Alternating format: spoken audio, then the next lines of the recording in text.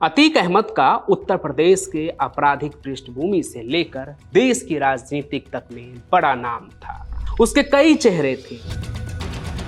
UP के विधानसभा में वो विधायक था, देश की राजधानी दिल्ली के लोकसभा के अंदर वो सांसद, और इलाहाबाद के चकिया इलाके में किसी के लिए वो रॉबिन हुड था तो किसी के लिए खूंखार माफिया। कहने वाले तो उसके बारे में ये भी कहते हैं कि अतीक के आतंक के खिलाफ आवाज उठाने वाले लोगों को आंख निकाले जाने का डर रहता था। आज अतीक भले ही इस दुनिया में नहीं है, लेकिन उसके आतंक की कहानियां आज भी आबाद है, जो लोगों के दिलों में आज भी उसके नाम का खौफ पैदा कर देती है। तो आइए आज आपको अतीक के उसी खूंखार चेहरे की एक ऐसी कहानी सुनाता हूँ कि जब उसने एक आदमी की चमड़ी उधेड़ कर बीच चौक पर फेंक दिया था। माफिया अतीक की मौत के साथ ही उसके खौफ के साम्राज्य का भी अंत हो गया है। उसके एक बेटे असद का तो उसके कारनामे के कारण ही एनकाउंटर हो गया। बड़े बेटे जेल में हैं, छोटे बेटे रिश्तेदार के पास, और अतीक अहमद की बीवी शाइस्ता परवीन तो फरार ही चल रही है। अतीक का नाम उन माफियाओं के नाम में शुमार हो गया है जिसे राजनीति भी नहीं बचा पाई। पूरा परिवार उसका तितर बितर हो गया है आज की तारीख में। हालांकि जब अतीक जिंदा था तो लोग उसका नाम लेने से भी कतराते थे, लेकिन अब एक एक करके उनके तरफ से अतीक के आतंक की वो कहानी सुनने को मिलती है जिसकी कभी पुलिस में रिपोर्ट भी दर्ज नहीं हुई, जिससे ये भी मालूम पड़ता है कि अतीक लोगों के बीच अपना खौफ कायम रखने के लिए उस वक्त क्या कुछ नहीं करता होगा जो उसके खिलाफ एक एफआईआर भी नहीं होता था। तो आइए अब आपको सीधे इलाहाबाद के उस वक्त में ही ले चलता हूँ जब अतीक का बोलबाला जोरों पर था। तो 90 के दौर की बात है। चांद बाबा की हत्या के कुछ महीने बाद अतीक अहमद का नाम प्रयागराज में, उस समय के इलाहाबाद में, खौफ का पर्याय बन चुका था। वो इसलिए क्योंकि उन दिनों ना शौके इलाही चांद बाबा के नाम से ही पूरे इलाहाबाद में राज चलता था। लोग उसे बमबाज चांद बाबा के नाम से भी जानते थे क्योंकि वो चलते फिरते बम बनाकर हमले को अंजाम दे दिया करते थे। अतीक इसी का चेला था। 10 साल तक वो उससे सब कुछ सीखता है कि कैसे एक बड़ा बाहुबली बने। बाद में एक दिन पावर की लड़ाई में अपने ही गुरु चांद बाबा को मौत के घाट उतार देता है, और इसके बाद वो इलाहाबाद का नया बमबाज बन गया। ये वो समय था जब अतीक अहमद बड़ा बाहुबली बनने की राह पर तेजी से चलने लगा था। लोगों की जमीनों पर उसके गैंग का अवैध कब्जा अब रोज की बात हो गई थी। इसी समय में एक आदमी ना जमीन पर कब्जे के मामले को लेकर अतीक के बिल्कुल खिलाफ हो गया। उस अतीक के खिलाफ हो गया जिसे न नहीं सुनने का घमंड हो गया था।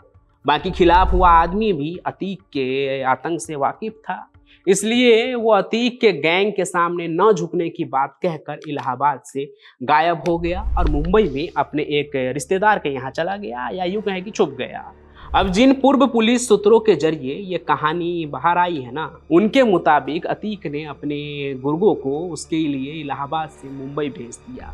अब देखिए, शुरुआत के दिनों में जैसा बाहुबली था अतीक, उस हिसाब से तो वो मुंबई में भी अपने गुर्गों के हाथों उस आदमी को धमका कर पिटवा कर अपनी बात मनवा सकता था किसी भी हाल पर, लेकिन उसने ऐसा नहीं किया, बल्कि अपने गुर्गों के जरिए उस आदमी को ना किसी तरह मुंबई से वापस इलाहाबाद के चकिया इलाके में बुला लिया, यानी अपने जुर्म के साम्राज्य में। क्यों, ये अभी आपको ना एकदम समझ आ जाएगा जब आप ये पूरी कहानी सुनेंगे। तो अतीक ने उस आदमी को मुंबई से इलाहाबाद में एक होटल में बुलाया और वहां उसे बुरी तरह पिटवाया। सामने वाला जो आदमी था ना, जो अब तक अतीक के खिलाफ था, वो पिटाई के दौरान रहम की भीख मांगने लगा कि मुझे छोड़ दो। अब इस जगह पे कोई नॉर्मल इंसान होता ना तो उसकी जो हालत थी उस पर रहम खाकर उसे जाने देता है, लेकिन मैंने तो आपको आज कहानी के शुरू में ही बताया ना कि आज कहानी अतीक के सबसे खूंखार चेहरे में से एक की है। तो उसने कुछ खतरनाक ही किया होगा, लेकिन जो उसने किया उसे सुनकर ना आपके रोंगटे खड़े हो जाएंगे, क्योंकि अतीक ने अपने गुर्गों के जरिए उस आदमी के शरीर के एक हिस्से की खाल निकलवा दी, लेकिन उसकी जान नहीं जाने दी और अधमरी हालत में उसे एक चौराहे पर जाकर फेंक दिया। और ये बात तो हुई उसके खौफ की, लेकिन अब कहानी सुनिए उसके दबदबे की। अतीक उस आदमी के साथ ऐसा करने के बाद कहीं भागा नहीं, कहीं छुपा नहीं, बल्कि इतना सब होने के बाद वो आराम से वापस अपने घर पहुंचा। लैंडलाइन जहां रखा था उसके पास बैठकर वो फ़ोन उठाता है और धूमनगंज थाने में फ़ोन घुमाया। जैसे ही उधर से पुलिस वाले ने फ़ोन उठाकर हेलो कहा, अतीक ने उस पुलिस वाले को गरियाते हुए कहा कि चौराहे पर डाला है उसको खाल निकलवा के, अभी जिंदा ही है, ले जा। अगर आज के तारीख में कोई ऐसा करे ना तो पुलिस उस फ़ोन करने वाले आदमी को घर से घसीट कर ले जाएगी। लेकिन तब अतीक का दबदबा ऐसा था कि आपको ये जानकर हैरानी होगी कि ऐसे घटना को जहां देश के इतिहास में दुर्दांत अपराध में दर्ज होनी चाहिए थी, वहीं असल ज़िंदगी में इस मामले में कोई एफआईआर तक नहीं हुई, क्योंकि इसका कारण था कि कोई उसके खिलाफ यानी अतीक के खिलाफ बोलने की सोच भी नहीं सकता था। और यही वजह थी कि अतीक ने उसे मुंबई में नहीं बल्कि इलाहाबाद के चकिया इलाके में लाकर पीटा, ताकि उसके इलाके में उसका जो खौफ है वो और भी फैले और लोगों तक ये मैसेज जाए कि अतीक को ना कहने का हर्जाना क्या भुगतना पड़ता है। और ऐसा हुआ भी।